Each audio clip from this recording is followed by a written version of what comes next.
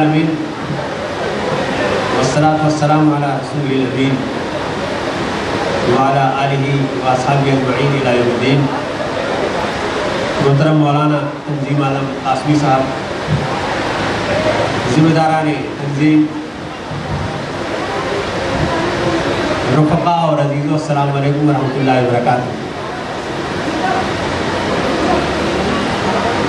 میں صبح سے بہت پریشان تھا اس بات کو لے کر کے کہ ایسے مجمع سے کیسے خطاب کیا جائے گا جن میں بالغ بھی ہیں اور نابالغ بھی۔ میں نے دیکھا بڑے بڑے علماء آئے اور کمال مہارت کے ساتھ ان کو خطاب کر کے گزر گئے، لیکن میں نے اللہ کا شکر ادا کیا جب میری باری آئی کہ بچوں نے بریانی کا راستہ لیا تو میرے لیے بڑے بچے سے، لیکن پھر کوئی ان کو واپس لا رہا ہے مزید زحمت میں مبتلا کرنے کے لیے۔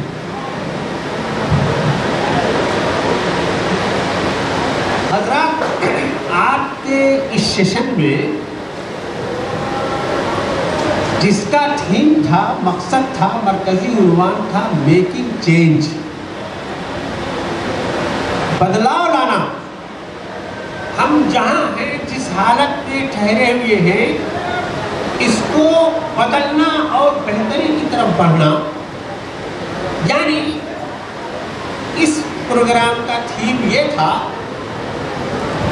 کہ اللہ کے رسول صلی اللہ علیہ وسلم کو جب نبوت کے فریضے سے سرفراز کیا گیا، اس وقت سے پہلے کے جو حالات تھے اور آپ نے نبی ہونے کے بعد جو کام کیا وہ کام کرنا۔ بدلنا ہے معاشرے کو، بدلنا ہے زندگیوں کو، بدلنا ہے سیرت کو، بدلنا ہے اخلاق کو۔ اس لیے کہ اللہ کے رسول صلی اللہ علیہ وسلم جو بہترین پاکیزہ معاشرہ اس امت کے حوالے کر کے گئے، اب وہ معاشرہ ایسا نہیں رہا۔ تو اب نائبین رسول کی ذمہ داری ہے کہ رسول کی پسند کا معاشرہ بنانے کی کوشش کرے۔ دراصل اس چینج کی طرف آپ کو لے جانے کے لیے آپ کو یہاں جمع کیا گیا اور آپ سے یہ امید کی گئی کہ آپ کو یہ فریضہ یاد دلایا جائے گا، انشاءاللہ اگلے دنوں میں آپ نیابت کا صحیح معنوں میں حق ادا کریں۔ اسی لیے آپ کے لیے موضوع رکھا گیا امانت سے امامت تک۔ ایک چھوٹا سا مطلب اس کا یہ ہوتا ہے میرے عزیزوں کہ اگر آپ کے پاس کسی کی ٹافی ہے، کسی کی ٹوپی ہے، کسی کا قلم ہے تو وہ امانت ہے، اور جس کی امانت ہے اس کو آپ پہنچا دیں۔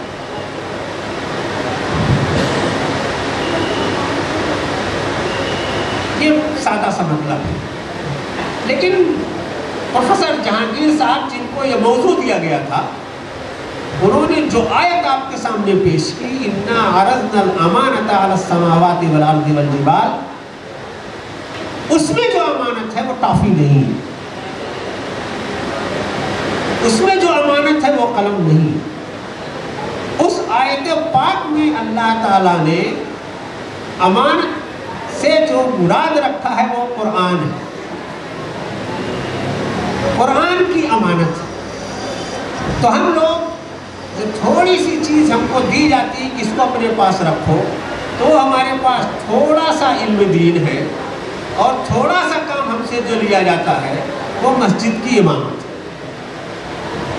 دراصل اس امانت اور اس امامت سے اوپر اٹھا کر کے آپ کو اللہ کے رسول صلی اللہ علیہ وسلم کے نائب ہونے کا اور اصلی امام ہونے کا فریضہ یاد دلانا ہے۔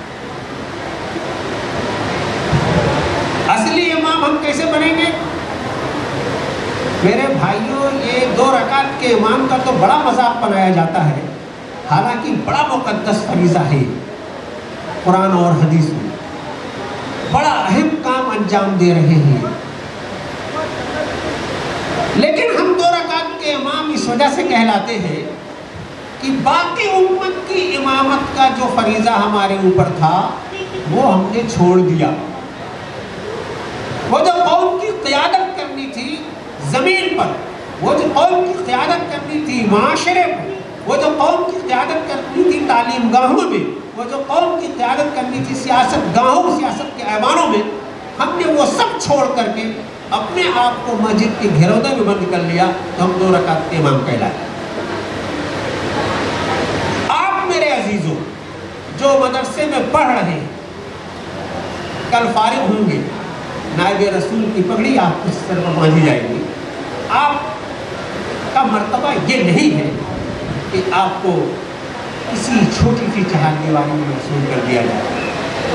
آپ کا مرتبہ یہ ہے کہ آپ کو معاشرے کے سر پر بٹھایا جائے۔ لیکن میں کیا کہوں، ہم لوگوں کو گفتگو کا موقع ملے 7 منٹ کا یا 27 منٹ کا، ہم امانت کی بات کرتے ہیں، امامت کی بات چھوڑ جاتے ہیں۔ ہم کو لگتا نہیں کہ یہ امامت کا جو فریضہ ہے یہ بھی ہمارا کام ہے بتانے کا ہے، اور انہی نوجوانوں کو بتانے کا ہے، کل کو مستقبل کا انہی کو امام بنانے کا ہے۔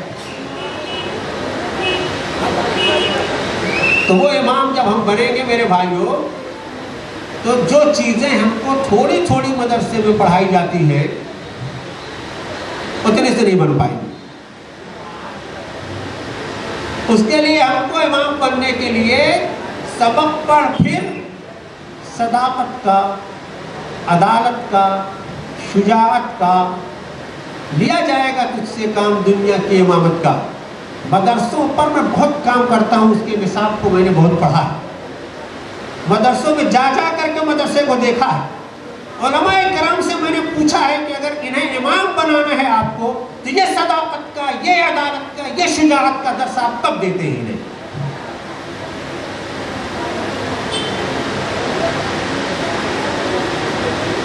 لیکن یہ بات میرے عزیزوں آپ سے کرنے کی نہیں ہے، انہی ذمہ داران مدارس کے درمیان کرنے کی ہے جہاں جا کے میں کرتا ہوں۔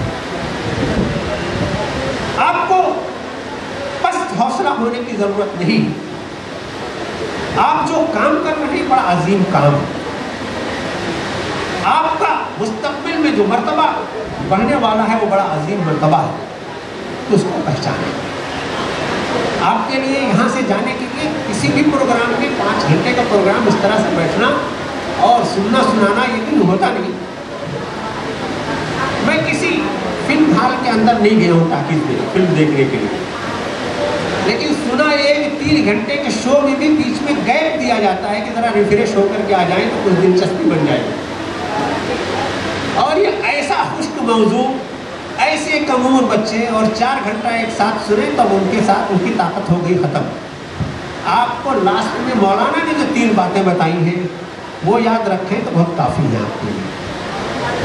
اور ان کے بعد جناب ابو الاعلیٰ صاحب نے آپ کو جو باتیں بتائی ہیں آپ کا مستقبل سنوارنے کے لیے، وہ یاد رکھیں تو بہت آپ کے کام آئیں گے۔ ایک بات اور کہتا ہوں، اس کو بہت غور سے سن لو اور یاد رکھنا میرے دوستو، کہ وہاں اور یہاں میں بہت چھوٹا سا فاصلہ ہے۔ آپ وہاں بیٹھے ہو، کبھی بھی آپ کو یہاں کھڑا کیا جا سکتا ہے۔ وہاں بیٹھ کر کے آپ کو سننا ہے، یہاں کھڑے ہو کر کے بولنا میرے بھائیوں یہ امام کا کام ہے۔ آپ لوگ مسجدوں والے امام بنو گے، یہ بتاؤ کہ آپ بغیر وضو کی نماز پڑھا دو گے؟ نہیں نہ پڑھاؤ گے، اس لیے کہ آپ کو معلوم ہے کہ آپ کی بھی نماز خراب ہوگی، دوسروں کی بھی نماز خراب ہوگی۔ تو میرے عزیزوں، تم لوگوں کے لیے نصیحت یہ ہے کہ جب کبھی تم لوگوں کو یہاں آنے کا موقع ملے، یہاں سے کھڑے ہو کر کے کسی سے بات کرنے کا موقع ملے، تو جو وقت دیا جائے وہ وقت امانت ہے۔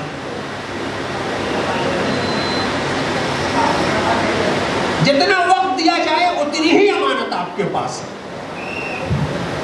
اور یہاں کھڑے ہو کر کے جو بات آپ کہیں، اللہ کو حاضر و ناظر جان کر کے بات کہیں، کہ ایسا نہ ہو کہ فرق جذبات میں ایسی بات آپ کہہ جائیں کہ آپ کے آڈینس تک غلط پیغام پہنچ جائے، غلط میسج چلا جائے، اور وہ آیا تھا اچھا صحیح دین سیکھنے کے لیے، اور کوئی نامناسب بات لے کر کے چلا جائے۔ یہ بھی ذہن میں رکھیں، ہمیشہ یاد رکھیے گا یہ بڑی ذمہ داری کا کام۔ کوئی بھی بات ہم جب کریں تو آج کے زمانے میں صرف آواز کے زور پر بات نہیں کی جاتی، دلائل کے زور پہ بات کی جاتی ہے۔ اس کے لیے دلیل لانے کی ضرورت نہیں ہے کہ آج کے زمانے میں حالات بہت خراب ہیں۔ اس کے لیے صلح حدیبیہ کی مثال بہت آسان ہے، لیکن میرے عزیزوں آج کے زمانے میں یہ بتانا بہت ضروری ہے کہ صلح حدیبیہ کو اللہ تعالیٰ نے جو فتح مبین کہا، اس وقت جو مایوسی طاری تھی، تو اللہ کے رسول صلی اللہ علیہ وسلم نے صلح حدیبیہ اور فتح مکہ کے درمیان کیا تدابیر اختیار کی، کیا کام کیے، امت کو کیسے تیار کیا کہ 2 سال پہلے اتنی مایوسی تھی اور 2 سال بعد اسی مکے میں وہ فاتحانہ داخل ہو رہے ہیں۔ یہ بتانا ذمہ داری ہے یہاں کھڑے ہونے والے امام کی اور خطیب۔ صرف صبر کرو سے کام نہیں چلے گا، بلکہ اللہ کے رسول صلی اللہ علیہ وسلم نے عملی طور پر جو تدابیر اختیار کی ہیں، ان تدابیر کو بتانا میرے بھائیوں ممبر کی ذمہ داری ہے، خطیب کی ذمہ داری ہے، عالم کی ذمہ داری ہے، نائب رسول کی ذمہ داری ہے۔ ہم وقتی طور پر کوئی الزام لگا کر کے، کوئی ایسا جواب دے کر کے، کسی کو ذمہ دار قرار دے کر کے اپنے جرم سے بری نہیں ہو سکتے۔ ہم خود بہتر صرف اس وقت ہو سکتے ہیں جب ہم اپنی کمیوں پر بھی نگاہ رکھیں، اپنے اندر کمزوریاں تلاش کریں اور اپنی کمزوریوں پر قابو پائیں۔ ہمارے سلسلے میں جو بات کہی جا رہی ہے اس کا غیر جانبدارانہ جائزہ لیں کہ یہ الزام درست نہیں ہے۔ جب ہم اپنے دامن سے داغ دھو کر کے معاشرے میں آئیں گے تو ہماری باتوں میں اثر بھی ہوگا، تاثیر بھی ہوگی، اور نائب رسول ہونے کا جو ہمیں شرف حاصل ہے، جو ہمیں لقب حاصل ہے، تو اس کا ہم صحیح معنوں میں میرے عزیزوں حق ادا کر پائیں گے۔ میں بہت مبارکباد دیتا ہوں SIO کا، جو میری بہت چہیتی محبوب تنظیم ہے، جس میں میں نے بھی اپنا وقت لگایا ہے، جس کے بارے میں میرا یقین ہے کہ نوجوانوں کے دلوں میں اترتی ہے، نوجوانوں کے دلوں کی آواز بنتی ہے، نوجوانوں کی سیرت اور اخلاق میں پاکیزگی پیدا کرتی ہے، اس کے نوجوان معاشرے کی پہلی پسند بنتے ہیں۔ میں ان لوگوں کو بہت مبارکباد دیتا ہوں، دعا کرتا ہوں اپنے ان عزیزوں کے لیے کہ اللہ تعالیٰ ان کو استقامت عطا فرمائے، ان کے ایمان میں حمیت و غیرت پیدا فرمائے، اور آپ سب کو اللہ تعالیٰ دین کا صحیح طور پر علم حاصل کرنے اور اس کا سچا حامل اور ترجمان بنائے۔